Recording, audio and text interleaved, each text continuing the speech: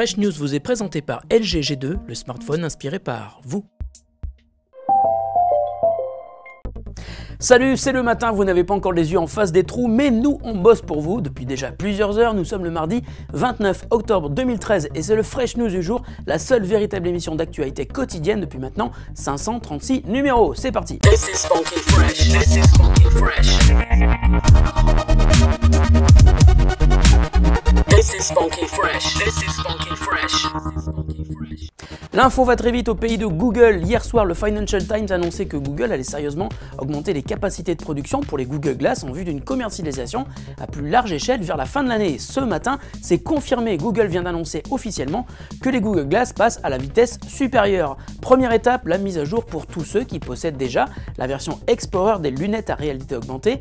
Ils pourront bénéficier dès le mois prochain d'un échange standard vers une version évoluée des Google Glass. On ne connaît pas encore les nouveautés, mais il y a fort à parier que l'autonomie ridicule de 20 minutes ait été améliorée. Google évoque également un écouteur mono qui devrait être plus efficace que le système actuel utilisant le crâne de l'utilisateur comme caisse de résonance pour transmettre le son des glaces. Et enfin, Google annonce que dans les prochaines semaines, les possesseurs de glaces pourront parrainer un ami pour lui permettre d'acheter à son tour une paire de Google Glass. Mais attention, il faudra être toujours prêt à débourser les 1300 $, c'est pas donné. Si on recoupe rumeurs et infos officielles, il semble bien que Google se prépare à faire une grosse annonce autour des glaces et celle-ci pourrait être en relation avec le Nexus 5 et KitKat, donc probablement cette semaine. Affaire à suivre avec attention. Souvenez-vous de PhoneBlocks, c'est un projet très original présenté il y a à peine un mois et qui avait pour ambition de construire un smartphone modulable à l'aide de blocs interchangeables permettant ainsi de créer un appareil équipé des fonctionnalités de votre choix. Et bien Motorola présente aujourd'hui exactement la même chose sous le nom de projet Ara.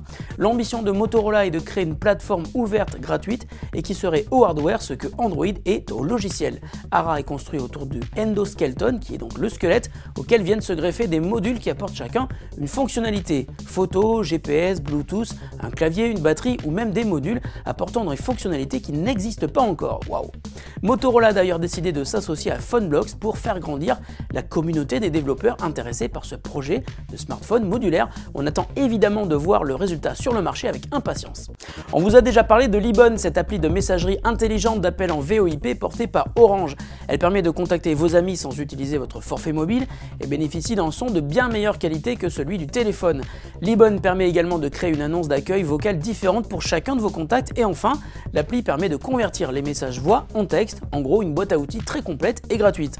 Libon évolue aujourd'hui et offre désormais la possibilité d'appeler tous les fixes et les mobiles sans qu'il ne soit nécessaire d'avoir installé Libon sur l'appareil de votre interlocuteur. Les appels peuvent être émis vers 37 pays pour un forfait premium de 2,69 € donnant droit à 1 heure d'appels internationaux chaque mois et si vous voulez tester le service international gratuitement, c'est le moment de le faire puisque les nouveaux inscrits bénéficient de 6 mois gratuits pour toute inscription avant le 31 décembre 2013. L'appli Libon est dispo sur iOS et Android et cette nouvelle version est clairement notre appli coup de cœur du jour.